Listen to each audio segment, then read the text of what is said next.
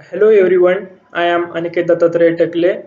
Today I am telling about introduction and history of pharmacovigilance. So let's start. Pharmacovigilance is nothing but the pharmacological science relating to the detection, assessment, understanding and prevention of adverse effects, particularly long-term and short-term adverse effects of medicines. In that, pharmacovigilance is an important and integral part of clinical research.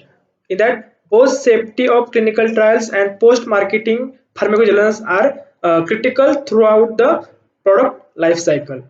When we are studying about pharmacovigilance, one question is arise in your mind, that is why pharmacovigilance is required. So in that, insufficient evidence of safety from clinical trials, also dying from diseases is sometimes unavoidable, but dying from medicine is unacceptable because medicine is supposed to save lives. Also in that, then to keep products on the market, also protect patients from unnecessary harm, also in that, promoting rational uses of medicines and adherence. Next point is history of pharmacovigilance in India. In that, the origin of pharmacovigilance in India goes back to 1986, when a formal adverse drug reactions, that means ADR, monitoring system consisting of 12 regional centers, each covering a population of about approximately 50 million, was proposed for India under the supervision of the Drug Controller of India, that means DCI.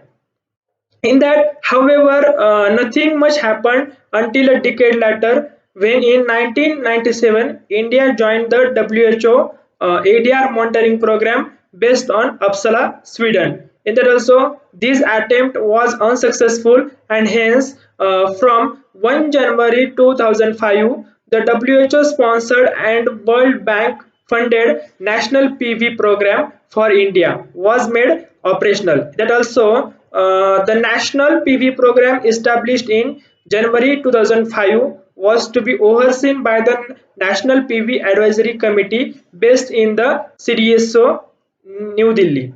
That also, two zonal centers are there. First one is the South West Zonal Center, and second one is the Northeast Zonal Center. In that, the South West Zonal Center located in the Department of Clinical Pharmacology, St. GS Medical College and KEM Hospital, Mumbai. Second one is the Northeast Zonal Center is located in the Department of Pharmacology, AIMS, New Delhi. In that, where to collect information from all over the country and send it to the committee as well as the to the Uppsala monitoring center in Sweden. In that, three regional centers would report to Mumbai center and to the New Delhi. uh, in that, each regional center in turn would have several peripheral centers reporting to it. Presently, there are 26 peripheral centers. In 2010, this program was renamed as the Pharmacovigilance Program of India, that means PVPI. In consideration of having a robust PV system in India, steps were taken. In that, the CDSU established the program in July 2010 with All India Institute of Medical Sciences, New Delhi, as the National Coordination Center, which later shifted to Indian Pharmacopoeia Commission in Ghaziabad on 15th April 2011. The PVPI works to safeguard the health of the Indian population by ensuring that the benefit of medicines outweighs the risk associated with their use. In that also, the culture of reporting ADRs has achieved remarkable success with approximately 250 PVPI established adverse drug monitoring centers all over India, and the provision of training to healthcare professionals.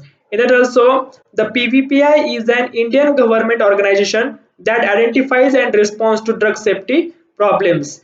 In that also, the IPC PVPI has now become a WHO collaborating center for PV in public health programs and regulatory services. So let's last part is the PVPI is trying to address other challenges like counterfeit drugs, antimicrobial resistance, and surveillance during mass vaccination and other national programs. That's are all about introduction and history part of PV. Thank you.